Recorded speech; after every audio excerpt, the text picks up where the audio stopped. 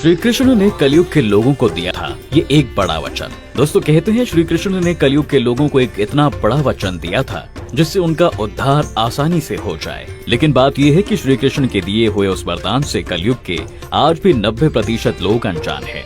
अब वो वरदान क्या है उसे जानने के लिए आपको एक कथा सुननी होगी, क्योंकि भगवान कृष्ण का दिया वरदान इसी कथा में छिपा हुआ है।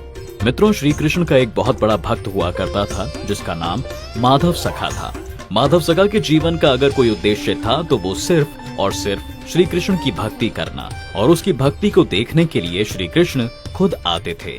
दरअसल माधव सखा वृंदावन के बांके बिहारी मंदिर के बाहर दिन रात का प्रभु का नाम लिया करता था। कई बार उनके भजन गाते गाते माधव इतना भाव विभोर हो जाता था कि उसकी आंखों में आंसू नदी की तरह बहने लगते थे।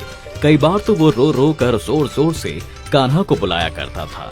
अपने इस अद्भुत भक्त की अनोखी भक्ति को देखने भगवान कृष्ण स्वयं आते थे। लेकिन इतनी आसानी से प्रभु के दर्शन कहाँ किसी को प्राप्त होते हैं। माधव सखा के साथ भी कुछ ऐसा ही हुआ था।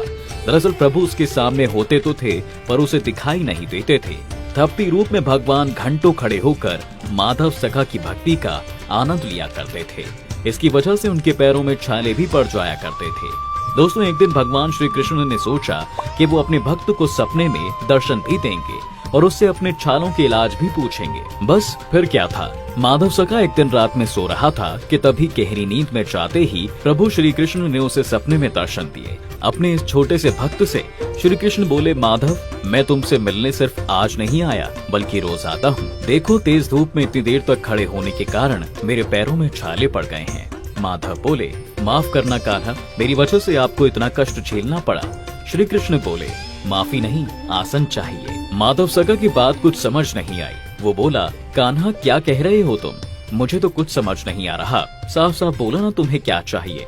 कृष्ण जी बोले, सखा तुम मुझे कोई मुलायम सा आसन दे दो ताकि जब मेरी भक्ति किया करो तुम तो मैं उसी आसन पर बैठकर तुम्हारी अद्भुत भक्ति का सुख उठा सकूं। माधव सोचने लगा। थोड़ी देर तक तो उसे कुछ समझ नहीं आया वो क्या ही बोले। वो सोचने लगा, श्री कृष्ण की तरह उनका आसन भी दिव्य होना चाहिए, लेकिन मैं इतना गरीब कहाँ से लाऊं उनके लिए ऐसा आसन। तभी उसके दिमाग में विचार आया। उसने कहा, कान्हा, मैं तुम्हें जमीन पर तो नहीं बिठा सकता, पर क्योंकि मेरा कान्हा मेरे बराबर बैठे ये मैं कैसे देख सकता हूँ। आपका स्थान तो सबसे ऊपर है, लेकिन आपको सोने का सिंहासन भी नहीं दे सकता। आप तो देख ही रहे हैं, आपकी इस निर्धन भक्त के पास आपकी भक्ति के सिवा और कुछ नहीं है। इसलिए ऐसा करिए, आप मेरे हृदय में ही विराजमान हो जाइए। मेरे हिसाब से तो आपके लिए सबसे सर्वोत्तम स्थान वही है।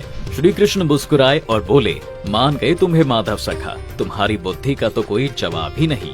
तुमने अपनी भक्ति से मेरा दिल तो पहले ही जीत लिया था, लेकिन आज तुम्हारा ये जवाब सुनकर मैं ये भी जान गया कि तुम मुझे कितना अच्छे से समझते हो। मेरे लिए सोने चांदी का आसन नहीं चाहिए होता, मैं तो सिर्फ अपने भक्तों के हृदय में रहना चाहता हूँ। आज तुम्हारी इस भक्ति के फलस्वरूप मैं कलयुग के लोगों को ये वरदान देता हूँ कि जो भी मेरा नाम सच्चे मन से जपेगा, मैं वृंदावन से सीधे उसके हृदय में विराजित हो जाऊंगा और उसकी भक्ति के रंग में रंग जाऊंगा। इतना ही नहीं, मेरा वो भक्त मेरे नाम के जाप से जल्द ही मेरे वास्तविक रूप के दर्शन भी कर पाएगा, जिससे उसका उद्धार होना तय हो जाएगा। तभी माधव सखा की आंख खुल गई। अपने प्रभु के दर्शन करके, उनसे बातें करके उसकी खुशी का कोई ठिकाना नहीं था। उसने बाकी के जीवन भी श्री कृष्ण की भक्ति और कीर्तन में लगा दिया। तो दोस्तों, आज आपको उस गुप्त वरदान के बारे में पता चल गया जो भगवान कृष्ण ने कलयुग के लोगों को दिया था। तो कमेंट में तुरंत जय श्री कृष्ण लिखें और प्रभु की भक्ति में खो जाएं, ताकि आप भी उनके दिए वरदान के भागीदार बन सकें।